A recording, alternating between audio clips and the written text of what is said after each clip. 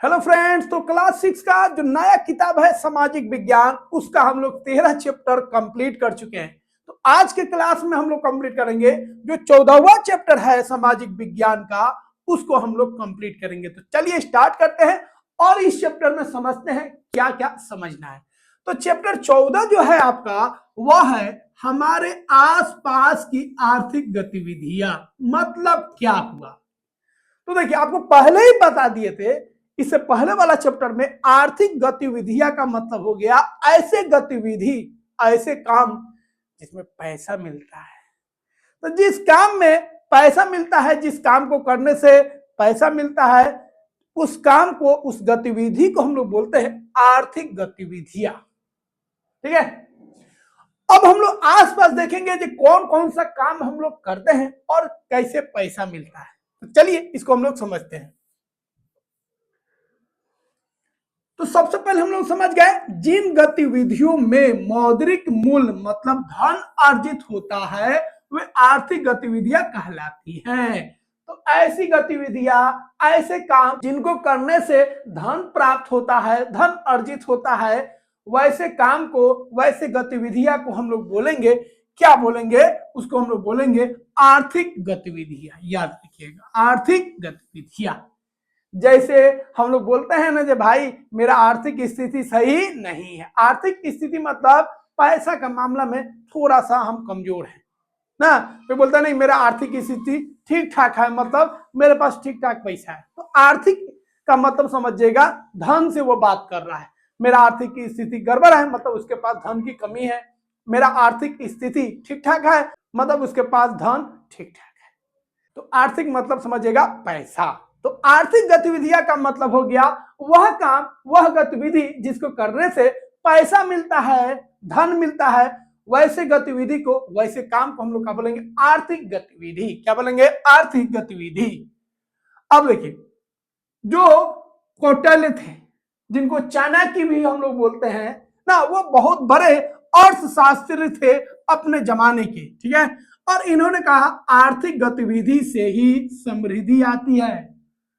आज भी हम लोग बोलते हैं ना, पैसा है सब चीज है, पैसा है सब चीज है। पैसा है तो घर है, पैसा है कपड़ा है, पैसा है तो वैल्यू है, पैसा है तो इज्जत है, पैसा है तो लोग आपसे डरेंगे भी।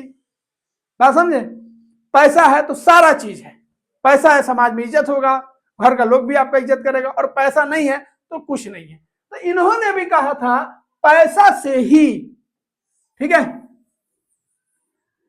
आर्थिक गतिविधि से ही समृद्धि आती है। मतलब आप में जो बदलाव होगा, आप में जो विकास होगा, उसके लिए जो सबसे जरूरी चीज है वो क्या है, आपका आर्थिक गतिविधि। आपको कुछ काम करना पड़ेगा, कुछ पैसा कमाना पड़ेगा, तब जाके आपके अंदर बदलाव आएगा, आप समृद्ध होइएगा। बिना पैसा का कोई काम होगा क्या, नहीं हो पाएगा। तो चलिए हम लोग समझते हैं आर्थिक गतिविधि कितना प्रकार का होता है और किस तरह यह काम करता है।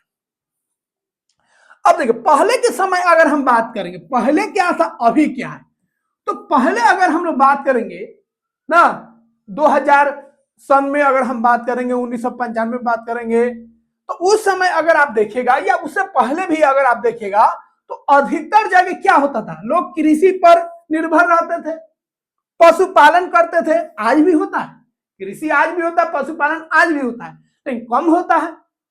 पहले सभी लोग कृषि करता था, पहले सभी लोग पशुपालन करता था।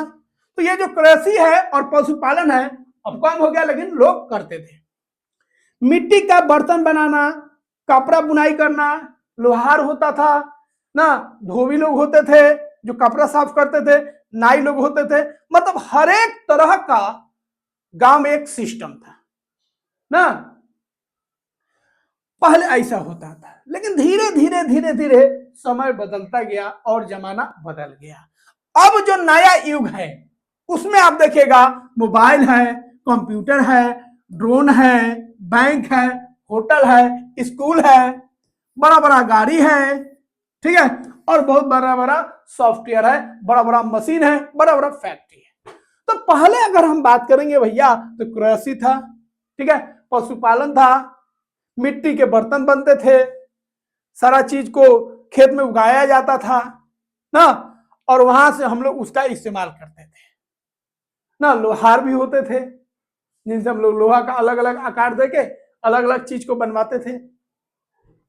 गांव में ही नाई भी होता था। तो इस तरह का माहौल था पहले, लेकिन धीरे धीरे जमाना बदला और नया जमाना जो है कंप्यूटर का आ गया, मोबाइल का आ गया ना, बड़ा बड़ा फैक्ट्री आने लगा, बड़ा बड़ा बैंक, होटल, स्कूल आने लगा, हॉस्पिटल खुलने लगा। तो ये नए जमाना का आप देख सकते हैं ये दृश्य, और ये क्या था, पुराना जमाना का। और आज भी अगर हम बात करेंगे तो इसको चलाने के लिए जो आधार है यही, खास तौर पे कृषि। तो चलिए समझते हैं कैसे ये सब एक दूसरे पर निर्भर रहते हैं। भाई इतना दिल से पढ़ाते हैं, तुम लोग लाइक नहीं करता, लाइक जरूर कीजिए, कोई पैसा नहीं लगता है। और चैनल को सब्सक्राइब नहीं किया तो चैनल को सब्सक्राइब भी कर लीजिए, उसमें भी कोई पैसा नहीं लगता है। एक ऑप्शन आएगा हाइप का, हाइप कर दीजिएगा जरूर, क्योंकि हाइप से लगेगा यूट्यूब को जो भैया ये सर जो है बहुत मेहनत कर रहा है, अच्छा से पढ़ा रहे हैं। तो लाइक कर दीजिए, कुछ सेकंड लगेगा, सब्सक्राइब कर लीजिए, कुछ सेकंड लगेगा, और हाइप कर दीजिए, और एक प्यारा सा कमेंट कर दीजिए कि आपको यह वीडियो कैसा लगा, आप कितना समझ रहे हैं और कितना नहीं समझ रहे हैं, ताकि हमको भी पता चले आप कितना समझ पा रहे हैं। तो दिल से कीजिए लाइक, सब्सक्राइब और हाइप, और प्यारा सा कमेंट कर दीजिए, नाम लिख दीजिए अपना, अपना जो राज का नाम है वो लिख दीजिए दिल से। अब देखिए यहाँ पे खूब ध्यान से, आर्थिक क्षेत्र ये क्या होते हैं। तो जो भी आर्थिक गतिविधि, आर्थिक गतिविधि बहुत सारा हो गया भैया, बैंक हो गया, हॉस्पिटल हो गया ना, खेती बाड़ी हो गया, ट्रांसपोर्ट का काम हो गया, ये सारा जो चीज है ये क्या है, आर्थिक गतिविधि है। शिक्षा देना हो गया, ये भी क्या है, आर्थिक गतिविधि है। डॉक्टर का जो सेवा है वो भी क्या हो गया, आर्थिक गतिविधि हो गया। तो आर्थिक गतिविधि को हम लोग बांटते हैं तीन प्रकार से। कितने प्रकार से, तीन प्रकार से। तो जितने भी आर्थिक गतिविधि है उसको हम लोग एक समूह में बना लेते हैं। तो एक तरह का जो आर्थिक गतिविधि होगा वो एक समूह हो गया, फिर दूसरा तरह का जो आर्थिक गतिविधि होगा उसको दूसरा समूह बोलेंगे, और तीसरे तरह का जो आर्थिक गतिविधि होगा उसका तीसरा समूह बन जाएगा। तो जितना भी हमारे आसपास आर्थिक गतिविधि होता है उसको तीन समूह में हम लोग बांट देते हैं। एक होता है आपका प्राथमिक क्षेत्रक, ठीक है, दूसरा होता है द्वितीय क्षेत्रक, और तीसरा होता है तृतीय क्षेत्रक। खूब ध्यान से समझिएगा। देखिए, समान प्रकार की आर्थिक गतिविधियों को एक समूह में रखने पर उन्हें आर्थिक क्षेत्रक कहते हैं। आर्थिक क्षेत्रक का मतलब हो गया ऐसा क्षेत्रक जिसमें एक ही तरह का आर्थिक गतिविधि हो, एक ही तरह का।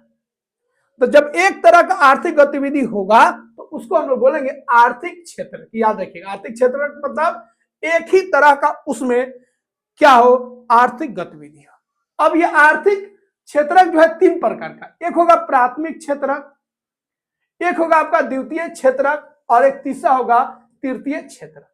इसका मतलब क्या है, मतलब समझिए। प्राथमिक क्षेत्रक जो होगा इसका काम रहेगा कच्चा माल को तैयार करना, कच्चा माल को तैयार करना। जैसे फसल को उगाना है तो आर्थिक क्षेत्रक हो गया, आलू उगाना है आर्थिक क्षेत्रक हो गया, लकड़ी हो गया आर्थिक क्षेत्रक हो गया, ठीक है, कोई चीज खोद के हम निकालना है, लोहा सोना, आर्थिक क्षेत्रक हो गया।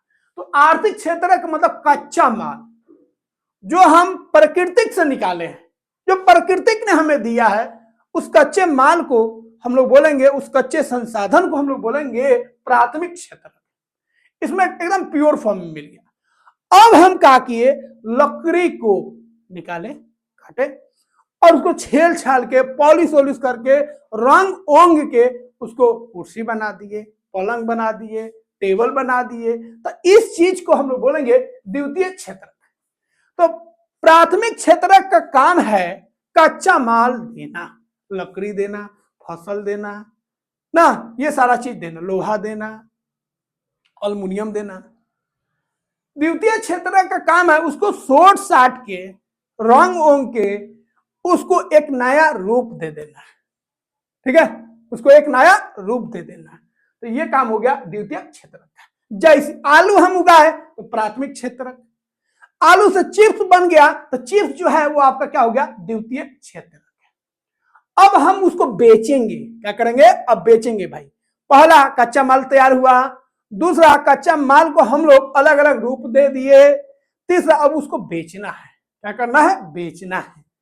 जब हम उसको बेचेंगे तो वह जो काम होगा उसको बोलेंगे तृतीय क्षेत्रक।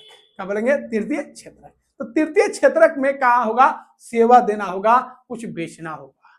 तो याद रखिएगा, प्राथमिक क्षेत्रक मतलब ये कच्चा माल है, जमीन से निकाला है, कुछ बनाया है, कुछ काटा है, फिर इसको सोट साट के जब नया रूप दे देंगे तो उसको बोलेंगे द्वितीय क्षेत्रक। जब उसको बेचेंगे ना, किसी सेवा के रूप में उसका इस्तेमाल करेंगे तो इसको हम लोग बोलेंगे तृतीय क्षेत्रक। क्या बोलेंगे, तृतीय क्षेत्रक। चलिए अब एक एक करके हम लोग समझते हैं। प्राथमिक क्षेत्रक क्या होता है आप डिटेल में समझिए। वे आर्थिक गतिविधियां जिनमें लोग सीधे प्रकृति पर निर्भर रहते हैं उन्हें प्राथमिक क्षेत्रक कहते हैं।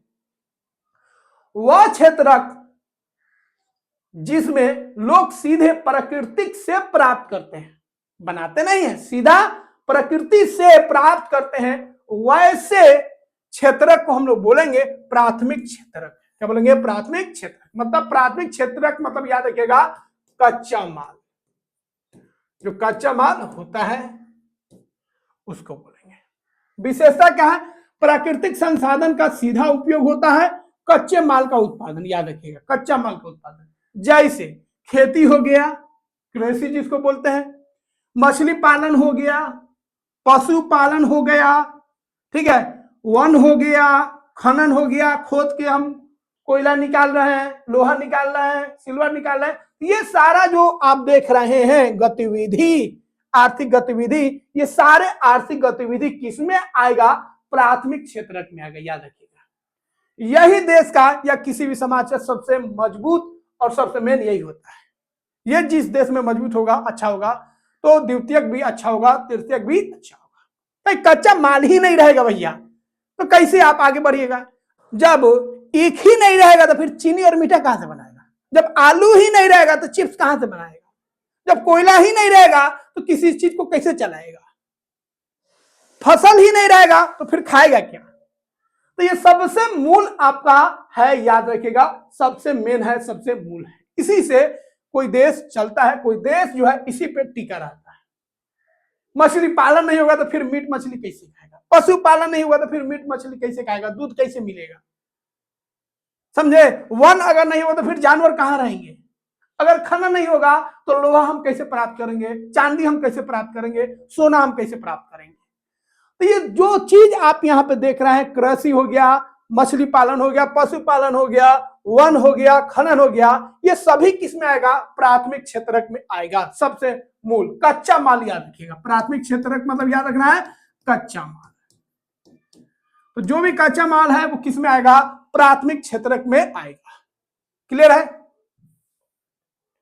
याद रखिएगा। ये गतिविधि अर्थव्यवस्था की नींव होती है। हम लोगों का जो देश है चौथा सबसे बड़ा अर्थव्यवस्था हो गया है, चौथा सबसे बड़ा, पूरे दुनिया में हम लोग 4 नंबर पे आ गए। क्यों, क्योंकि हम लोगों का जो सबसे मजबूत है देश का वो है आपका कृषि। आज भी 50 से 60% जो होता है वो खेती होता है, कृषि होता है, और बहुत सारे लोग उससे जुड़े होते हैं। इसीलिए हम लोग जो है चौथा सबसे बड़ा अर्थव्यवस्था बन गए। फिर तीसरा पे जाएंगे, दूसरा पे जाएंगे, फिर टॉप मार देंगे क्या।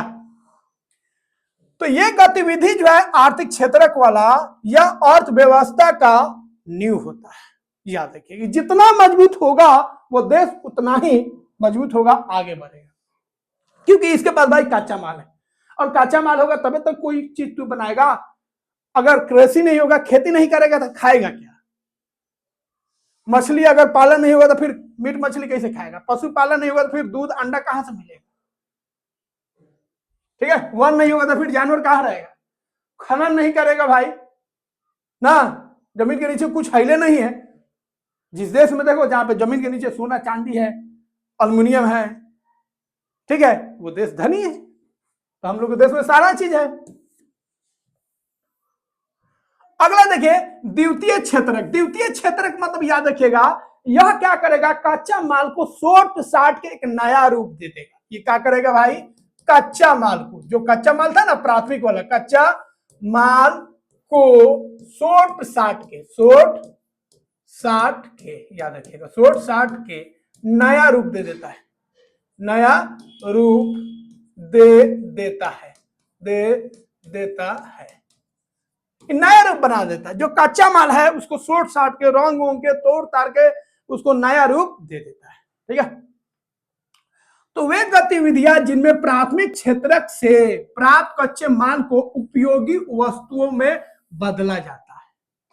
प्राथमिक क्षेत्रक से जो उसको प्राप्त हुआ, जो कच्चा माल उसको मिला, उसको सोट साट के कुछ उसमें बदलाव करके उसका एक नया रूप दे दिया, तो इस क्षेत्रक को हम लोग बोलेंगे द्वितीय क्षेत्रक। द्वितीय क्षेत्रक का काम क्या है भैया, कच्चा माल को ले आओ और उसको एक नया रूप दे दो, एक नया वस्तु बना दो। लकड़ी ले आए, कुर्सी बना दिए, पलंग बना दिए ना, बेड बना दिए, आलू ले आए चिप्स बना दिए, दूध ले आए घी बना लिए। तो दूध कच्चा माल है, डायरेक्ट हमको प्रकृति से मिला, पशु से मिला, उसको हम घी बना दिए, समझे, उसी से हम पनीर बना लिए दूध से। तो ये जो चीज हम बना रहे हैं ये सब क्या हो जाएगा, द्वितीय क्षेत्र। जो कच्चा माल मिला वो प्राथमिक, उसे कुछ बनाए तो उसको क्या बोलेगा, द्वितीय क्षेत्र। ठीक है, जैसे अनाज हो गया तुम्हारा प्राथमिक क्षेत्र, और उसे आटा बनवा लिया, ये क्या होगा, द्वितीय क्षेत्र। ठीक है, गन्ना खेत से निकाल के आया, कच्चा माल है, अब उस गन्ना का तू चीनी बना ले, मीठा बना ले, तो ये चीनी मीठा जो है भैया का है, द्वितीय क्षेत्रक है। बात समझे, कुछ बना दिए, द्वितीय क्षेत्रक। कच्चा माल है, प्राथमिक क्षेत्रक, एकदम आसान। कच्चा माल है तो प्राथमिक क्षेत्रक, उसे कुछ बना दिए, द्वितीय क्षेत्रक। गन्ना हो गया जिसको ईख बोलते हैं, वो क्या हो गया भाई, कच्चा माल है, प्राथमिक क्षेत्रक। अब उस गन्ना से तू चीनी बना लिया, मीठा बना लिया, तो क्या बोलेगा, द्वितीय क्षेत्रक, एकदम आसान। पेड़ से क्या प्राप्त करता है, कपास मिल गया, कच्चा माल है, प्राथमिक क्षेत्रक। और इसे हम कपड़ा बना लिए, स्वेटर बना लिए, तो क्या हो गया, द्वितीय क्षेत्रक। लकड़ी है भैया, प्राथमिक क्षेत्रक है, लकड़ी से फर्नीचर बना लिए, टेबल बना ले, कुर्सी बना ले, बेड बना ले, पढ़ने वाला टेबल बना ले, रैक बना ले, तो ये सारा जो चीज बना रहे हैं इसको क्या बोलेंगे, द्वितीय क्षेत्रक। तो लकड़ी हो गया प्राथमिक क्षेत्रक और फर्नीचर हो गया द्वितीय क्षेत्रक। लोहा जब हम जमीन से निकालेंगे तो क्या हो गया, प्राथमिक क्षेत्रक, क्योंकि लोहा हम प्रकृति से लिए। अब उस लोहा को सोट साट के गला के स्टील बना दिए। ठीक है, उसका इस्तेमाल हम लोग परिवहन में कर लिए, गाड़ी में लगा लिए, अल्युमिनियम निकाले गाड़ी में लगा दिए, पेंट किए, उसको पिघलाए गलाए। तो जो अल्युमिनियम हम जमीन से निकालेंगे प्राथमिक क्षेत्रक, उस अल्युमिनियम का हम गाड़ी में इस्तेमाल कर लिए, घर में इस्तेमाल कर लिए, तो ये क्या हो गया, द्वितीय क्षेत्रक। जैसे खिड़की बना रहे हैं अल्युमिनियम का, लोहा का, तो खिड़की जो बना रहे हैं ना, जो घर का बाउंड्री कर रहे हैं उसमें अगर हम इस्तेमाल कर रहे हैं लोहा का, तो ये क्या हो गया, द्वितीय क्षेत्रक।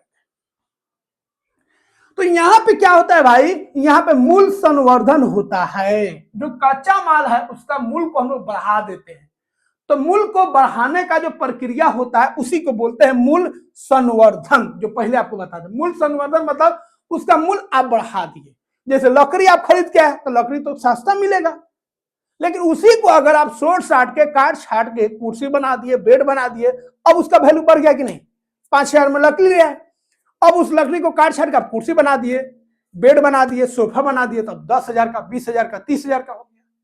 तो आप उसके वैल्यू को क्या किए, बढ़ा दिए। ऐसे नहीं बढ़ा, उसमें आप दिमाग लगाए, आप मेहनत किए हैं।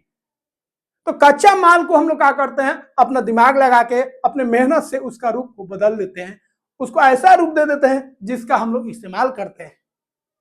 तो यहाँ पे हम लोग क्या कर रहे हैं, उसके वैल्यू को, उसका जो मूल है उसको बढ़ा रहे हैं। इसी प्रक्रिया को बोलते हैं मूल संवर्धन। तो मूल संवर्धन कहां पर होता है, द्वितीय क्षेत्रक में। कच्चा माल कहां है, प्राथमिक क्षेत्रक में। ठीक है, ध्यान रहेगा। तो लोहा से भैया तू स्टील बना लिया, मतलब इस्पात बना लिया, और इसी स्टील का यूज तू गाड़ी वाड़ी में कर रहा है, घर में कर रहा है, तो क्या हो गया, द्वितीय क्षेत्रक कहलाएगा।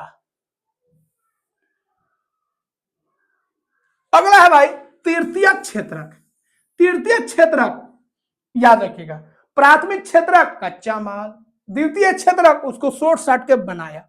अब तृतीय क्षेत्रक क्या करेगा, प्राथमिक क्षेत्रक और द्वितीय क्षेत्रक को मिला के उसको अब बेचेगा, सेवा देगा।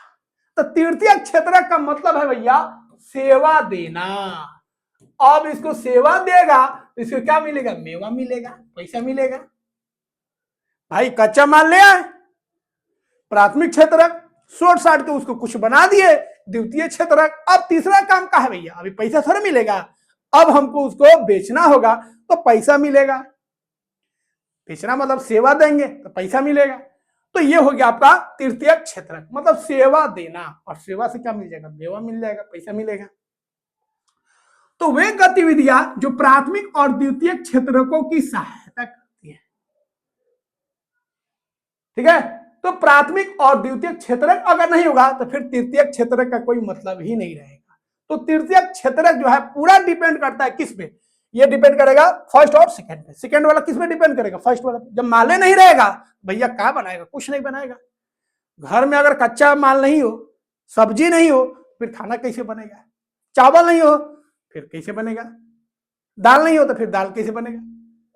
तो कच्चा माल से ही सारा काम होता है, ठीक है। तो इसे हम लोग सेवा क्षेत्रक भी बोलते हैं, क्योंकि इसका काम होता है सेवा देना, और सेवा के बदले मेवा लेना, मतलब पैसा लेना ना। अब इसमें जो भी सेवा दे रहा है, जैसे अब सामान बन गया भाई, अब सामान को कौन पहुंचाएगा, गाड़ी पहुंचाएगा, परिवहन पहुंचाएगा। तो परिवहन जो है आपका तृतीय क्षेत्रक हो गया ना। जो भी गाड़ी उड़ी है, परिवहन है, वो किस में आएगा, तृतीय क्षेत्रक में। अब भाई बेचना उचना है तो लेन देन का मामला कहां से करेगा, बैंक से करेगा। तो बैंक में क्या आ गया, तृतीय क्षेत्रक। अब हम लोग स्कूल में जाएंगे, पढ़ेंगे, स्कूल में क्या है, सारा चीज है, उसमें लकड़ी है, टेबल है, पंखा है, लाइट है, सारा सुविधा मिल रहा है, सेवा मिल रहा है। ये सेवा कब मिलेगी, स्कूल कैसे बनता है, ईटा लगता है ना, उसमें लकड़ी लगता है, बहुत सारा चीज लगता है, फिर टीचर लोग आते हैं, पढ़ाते हैं। तो क्या कर रहे हैं, सेवा दे रहे हैं। बैंकिंग में सेवा मिल रहा है, हॉस्पिटल में जाएगा, सेवा मिल रहा है। ये हॉस्पिटल कब बनेगा, जब कच्चा माल रहेगा तब ना, उसको कोई रूप देंगे तब ना। उस हॉस्पिटल में 50 तरह का चीज हम लोग इस्तेमाल कर रहे हैं क्या। तो ये जो भी आप देख रहे हैं, परिवहन हो, बैंकिंग हो, स्वास्थ्य सेवा हो, शिक्षा हो, संसार हो, होटल हो, रेस्टोरेंट हो, दुकान हो, मॉल हो, ये सारा जो चीज हम लोग देख रहे हैं, मेला हो, ये सारा चीज को हम लोग क्या बोलेंगे, इस सबको बोलेंगे तृतीय क्षेत्रक। ये कुछ बनाएगा नहीं, सीधा चीजों को बेचेगा, देगा, सेवा देगा। अब इसको सेवा बोलिए या बेचना बोल लीजिए, ठीक है, बात समझ रहे, सेवा देने का काम करेगा। बैंकिंग में जाइए, सेवा मिलेगा, आपके काम को आसान कर देगा। पैसा जमा कीजिए या पैसा निकालिए, तबीयत खराब है, कुछ गड़बड़ी हो गया है, हॉस्पिटल जाइए, शिक्षा लेना है, स्कूल जाइए, बात समझ रहे। तो ये सब का काम है सेवा देना। कहीं बात करना है तो संचार हो गया, ये भी सेवा दे रहा है। होटल में जाइए, रेस्टोरेंट में जाइए, दुकान में जाइए, कुछ आप खरीद रहे हैं तो वहां पे भी आपको सेवा मिल रहा है। तो ये सारा चीज किस में आएगा, तृतीय क्षेत्र में आएगा, ठीक है। तो यहाँ पे कोई वस्तु नहीं बनता है, ये केवल सेवा देता है, ध्यान रखिएगा, ठीक है। कच्चा माल प्राथमिक क्षेत्रक में, और वस्तु कहां बना, द्वितीय क्षेत्रक में, और तृतीय क्षेत्रक में उसको बेचा गया, सेवा दिया गया, ठीक है। तो याद रखिएगा, पहला में कच्चा माल तैयार किया गया, दूसरा में उससे वस्तु बनाया गया, और तीसरा में उसको बेचा गया सेवा के रूप में।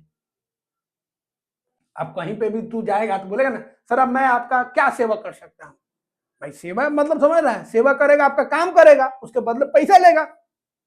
जैसे हम लोग हैं, शिक्षक है, क्या करेगा, आपका सेवा कर रहा है, आपको पढ़ा रहा है, उसके बदले कुछ पैसा आपसे लेगा। डॉक्टर है, वो सेवा कर रहा है, आपका इलाज करेगा, उसके बदले कुछ पैसा लेगा। तो सेवा मतलब समझ जाइए, घर वाला सेवा नहीं, उसके बदले कुछ ना कुछ आपको मेवा देना पड़ेगा, बात समझे। और एक और सेवा होता है, आपको बता दे पहले, गैर आर्थिक गतिविधि, ऐसा गतिविधि जिसमें पैसा वैसा नहीं लगता है, लोग खुशी से अपना काम को समझ कर करते हैं, अपने फर्ज को समझ के करते हैं। जैसे घर में ही हमारे माता पिता लोग, क्या पैसा लेता है हम लोग को पढ़ाने के लिए, कि पैसा देता है, देता है, सारा काम करता है, कपड़ा खरीदता है, सारा काम करता है, ये भी सेवा है। लेकिन ये सेवा क्या है? फैमिली वाला सेवा है। या बहुत लोग मुफ्त में पढ़ाते हैं, बहुत लोग मुफ्त में इलाज करते हैं, या हफ्ता में एक दिन मुफ्त कर दिए, फ्री कर दिए, हफ्ता में एक दिन इलाज मुफ्त कर दिए, तो ये क्या हो गया? आपका गैर आर्थिक गतिविधि हो गया। ऐसा काम जिसमें हम लोग सेवा देते हैं लेकिन बदले में पैसा नहीं लेते हैं। तो बहुत सारा काम है जिसमें लोग करते हैं और उसके बदले पैसा नहीं लेते हैं। अब देखिए, तीनों क्षेत्रकों में परस्पर निर्भरता होता है। ये तीनों जो क्षेत्रक हम लोग बात किए हैं, प्राथमिक क्षेत्रक हो तब, द्वितीय क्षेत्रक हो तब, या तृतीय क्षेत्रक हो तब, सभी एक दूसरे पे डिपेंड रहते हैं। और सबसे मेन है आपका कौन? प्राथमिक क्षेत्रक, क्योंकि कच्चा माल वहीं से तैयार होगा। वो गड़बड़ तो सेकेंड गड़बड़, थर्ड गड़बड़। जब सामान नहीं रहेगा, कच्चे माल नहीं रहेगा, तो फिर बनाएगा क्या? और जब बनबे नहीं करेगा तो बेचेगा क्या? समझे? अब मार्केट में जितना भी दुकान है भाई, क्या करता है? पहले फसल लाएगा, फिर कुटवाएगा, पिसवाएगा, फिर उसको क्या करेगा? कुछ बनाएगा और फिर उसको बेचेगा। तो जब उसके पास कच्चे माल नहीं रहेगा तो कोई दुकान चल पाएगा? नहीं चल पाएगा। हॉस्पिटल चल पाएगा? नहीं चल पाएगा। बैंक चल पाएगा? नहीं चल पाएगा। बैंक में कौन लोग जाएंगे? जिसके पास पैसा है। जब कच्चे माल नहीं रहेगा, प्रोडक्शन ही नहीं होगा, कुछ बिकेगा ही नहीं, तो पैसा कहां से आएगा? तो तीनों क्षेत्रक जो होते हैं एक दूसरे के बिना अधूरे हैं। ठीक है? यदि कोई एक क्षेत्रक बंद हो जाए तो पूरा जो सिस्टम है, पूरा जो प्रक्रिया है, रुक जाता है, खास तौर पे कच्चा वाला। ठीक है? हर जगह आपको पैसा ही लगाना है।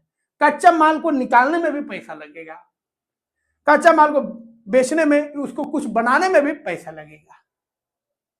हम पढ़ा रहे हैं, क्या पैसा नहीं लग रहा है? बोर्ड खरीदे हैं, वाईफाई जोड़वाए हैं, ट्यूबलाइट है, रूम में कितना ट्यूबलाइट है, एनर्जी लगा रहे हैं, तब तो पढ़ा रहे हैं। तीनों क्षेत्रकों का संयुक्त योगदान आवश्यक है। तीनों क्षेत्रक वह मिलकर काम करते हैं। कोई एक गड़बड़ होगा तो सब गड़बड़ा जाएगा। जैसे कोई उदाहरण देखिए, एक और दूध का बात करेंगे तो दूध आपका क्या हो गया? प्राथमिक क्षेत्रक हो गया।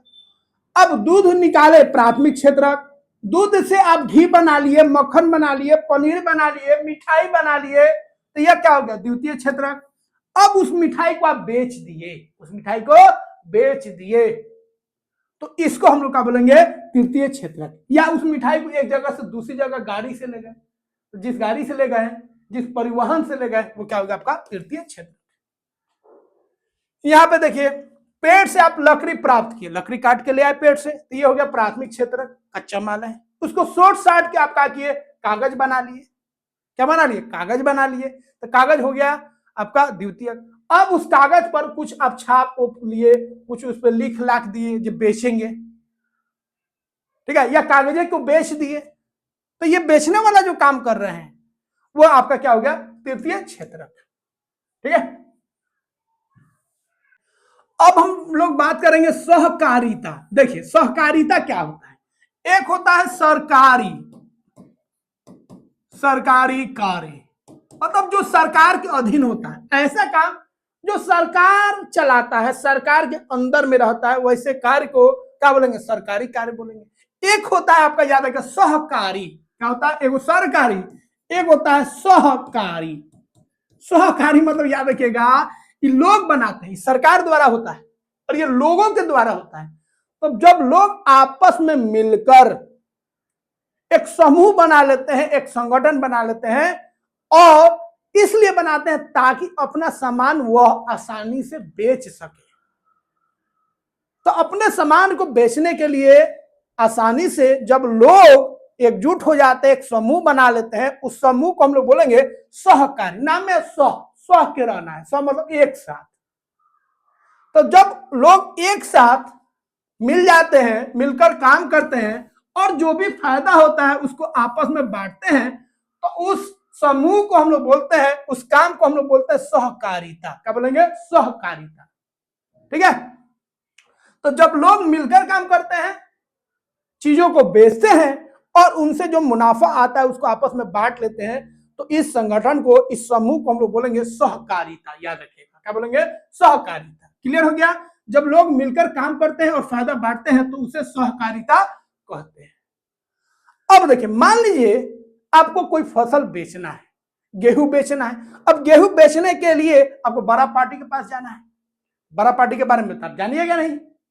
तो क्या होता है, दलाल के थ्रू जाइएगा, कोई आदमी आएगा बोलेगा भाई हम तुम्हारा गेहूं बेचवा देंगे। अब वहां पे बात करने का कोई और रेट, मान लीजिए वहां पे आपको बात कर दिया, वहां पे बात कर दिया है 40 का और आपको बोलेगा 30 का, तो 10 का जो मार्जिन है ये जो बिचौलिया है, जो दलाल है, वो खा जाएगा। तो आपका सामान आपका खरीदा, वो अब बीच में कमा लिया, ये वो तो कमेबे करेगा, ये भी कमा लिया, सामान आपका है, तो घाटा लग जाएगा।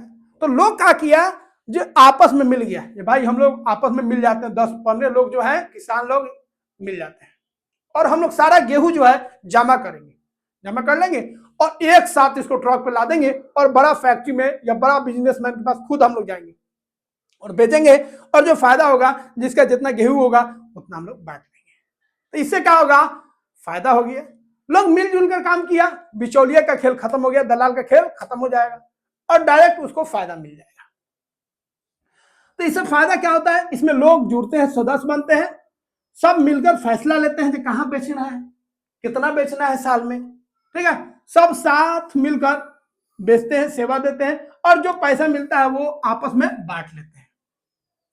अब इसे फायदा क्या है भैया, जो बीच का दलाल है हट जाता है, अच्छा दाम मिलता है, ठीक है, इससे क्या होता है, इनकम जो होता है बढ़ जाता है और लोग खुद पर निर्भर बनते हैं, दूसरे पर निर्भर नहीं रहते हैं। तो इस समूह बनाने का यही फायदा है, जो आपको दलाल से छुटकारा मिल जाएगा और आपका जो सामान है उसका सही दाम मिल जाएगा, जिससे आपको फायदा होगा। होता क्या है, जो हम लोग मखाना हम लोग 1400 रुपए मार्केट में खरीदते हैं भाई, वो कितना में वहां पे कच्चा माल तैयार होता है, पीट पाट के देता है पूरा 120-140 में, उसी को जो बिचौलिया लोग हैं या आगे का जो लोग है उसी को पैक को कर दिया, बस सारा मटेरियल तैयार करेगा, जो किसान है वो पानी में रहेगा, उसको पीटेगा, गर्म करेगा, लावा निकालेगा, सारा काम वो करेगा, 120 रुपया, 140 रुपया, 150 रुपया में उतना ही मिला, और उसी को मार्केटिंग किया गया, कोई लोग खरीद लिया, उसको आगे बढ़ाया, दुकान में चला गया, तो दुकान में जाके बिक रहा है 1400 रुपये, 1400 रुपया में 150 रुपया ही उस किसान को मिला, जिसका वो सामान था, जिसने उगाया था, दिन भर मेहनत किया था, सर्दी हो गर्मी हो पूरा काम किया था। तो फायदा किसको मिला, बैठे बैठे बैठे बैठे। अब बोलेगा दिमाग लगा के हम काम किए हैं, क्या वो दिमाग नहीं लगाया, खेत में जो दिन रात काम किया है, ये लोग दिमाग लगा के कमा रहा है। अगर वही पैसा 1400 का कम से कम 500-600 रुपया उस किसान को मिल जाता, उसका जिंदगी नहीं बदलता है, सारा काम वो किया। जब वहीं पे प्रोडक्शन रोक देगा तो बनेगा मखाना दुकान में, मिलेगा नहीं मिलेगा, तो सारा काम कर रहा है किसान और उसी को फायदा नहीं मिल रहा है। तो कम से कम जो भाई मार्केट में जो जा रहा है वैल्यू, उसका आधा तो मिलना चाहिए। 1400 है, 600 500 उसको तो आना चाहिए ना, तभी तो लगेगा कि हाँ हम कुछ काम किए हैं, तो मेहनत किया वो ले गया दूसरा कोई। अब देखिए जैसे उदाहरण देखिए अमूल का, ठीक है, तो पहले क्या था, किसान अकेले दूध बेचते थे, कम पैसा मिलता था, ठीक है, पहले क्या था, किसान जो थे अकेले दूध बेचते थे और इनका जो पैसा था कम मिलता था, क्योंकि इसमें आ जाता था दलाल, दूध बेचवाने के लिए क्या आ जाता था, दलाल, दलाल पैसा खा जाता था, ठीक है, इनसे बात कर लेता था कोई और रेट और ऊपर बेच देता था किसी और रेट में, ठीक है, मान लीजिए 20 का बात किया 30 में बेच दिया, 10 रुपया वो खा जाता था, ठीक है। और इस कारण क्या होता था, दलाल के चक्कर में दूध भी जल्दी खराब हो जाता था ना। तो क्या हुआ, 1946 में अमूल सहकारी संगठन बनाया गया। इसका नेतृत्व जो है, इसको बनाने में कौन थे, त्रिभुवन दास पटेल और डॉक्टर वर्गीज कुरियन, याद रखिएगा, दूध क्रांति लाने में इनका बहुत बड़ा रोल था, ठीक है, दूध क्रांति को हम लोग सफेद क्रांति भी बोलते हैं। तो दूध क्रांति को लाने में डॉक्टर वर्गीज कुरियन का बहुत बड़ा नाम था। तो यह जो अमूल सहकारी संगठन है 1946 में बना, इसको बनाने में किनका रोल था, त्रिभुवन दास पटेल और डॉक्टर वर्गीज कुरियन का, इन्होंने मिलकर इस संगठन को बनाया, स्थापना किया। अब यहाँ पे क्या हुआ भाई, सब लोगों को बोला गया जिसको भी दूध है वो सब लोग जमा करे और यहाँ पे लाए, डायरेक्ट लाए, दलाल उलाल के फेर में नहीं पड़ना है, और यहाँ पे दूध दीजिए, फिर बिकेगा दूध, फिर जो पैसा आएगा वो उतना पैसा आपको दे दिया जाएगा। अब इससे क्या हुआ भाई, फायदा हो गया, दूध वाला को डायरेक्ट पैसा मिलने लगा। इससे क्या हुआ, जो संगठन है वो भी मजबूत हो गया। अब इस दूध को अलग अलग जगह भेजने लगा, बड़ा बड़ा कंपनी में भेजने लगा, दूध से पनीर बनाने लगा, इसी दूध से जो हम लोग सुधा का बहुत सारा चीज खाते हैं कि नहीं, इसी दूध से वो मक्खन बना लिया, दही बना लिया, ठीक है, छाछ बना लिया, इसी दूध से पेड़ा बना लिया, इसी दूध से अलग अलग सुधा का मिठाई बन गया, फायदा हुआ, किसानों को भी फायदा होगा। तो अब जो है किसान साथ मिलकर अमूल को दूध देते हैं, जिससे किसानों की आय बढ़ गई और बिचौलिए का जो भूमिका है, जो दलाल थे, वो क्या होगा, कम हो गए, समाप्त हो गए। तो इस तरह फायदा हो गया। तो सहकारिता मतलब याद रखिएगा, ऐसा समूह, ऐसा संगठन जिसमें लोग मिलजुल कर काम करते हैं, ठीक है, इसमें सब सदस्य लोग मिल जाते हैं और अपना एक अध्यक्ष चुन लेते हैं। जैसे गांव में हम लोग पैक्स बोलते हैं ना, पैक्स, वो भी एक तरह का क्या है, सहकारी संगठन है। तो पैक्स में सभी लोग जुड़ जाते हैं, ठीक है, और वो अपना जो धान गेहूं जो भी फसल होता है उसको वहां पे वो लोग देते हैं, सरकार उसको मदद करती है, ठीक है। तो पैक्स भी आपका क्या हो गया, एक सहकारिता, मतलब एक सहकारी संगठन हो गया। पैक्स का चुनाव आता है तो ध्यान होगा आपको, वो एक तरह का क्या हो गया, सहकारी कार्य हो गया, ठीक है। तो उसमें सब लोग वोट नहीं देते हैं, जो उसका मेंबर आता है वही अपना अध्यक्ष चुनता है, जिसको हम लोग पैक्स अध्यक्ष बोलते हैं। दोस्तों आशा करते हैं ये सारे बिंदु को समझ गए होंगे। कोई भी दिक्कत है, कोई भी डाउट्स है, कमेंट बॉक्स में जरूर बताइए और लाइक जरूर कीजिएगा, नहीं तो दिल को बहुत बुरा लगेगा। तो दिल से पढ़ाएं, इसलिए दिल से लाइक कीजिए, चैनल को सब्सक्राइब कीजिए और आपका जो दोस्त है उसको भी थोड़ा हेल्प कीजिए, उसको ले आइए और बोलिए भाई देख ले, ऑनलाइन पढ़ाई हो रहा है, सब चीज सर आसानी से पढ़ा रहे हैं, भाई पढ़ ले पढ़ ले पढ़ ले, ठीक है। तो आपको दोस्त को भी जागरूक करना है, उसको भी मदद करना है, क्योंकि केवल आप पढ़िएगा मजा नहीं आएगा, अपना भी बढ़ना है और जो दोस्त हैं जो अपने हैं उनको भी आगे बढ़ाना है। तो मिलते हैं दोस्तों अगले वीडियो में। जय हिंद।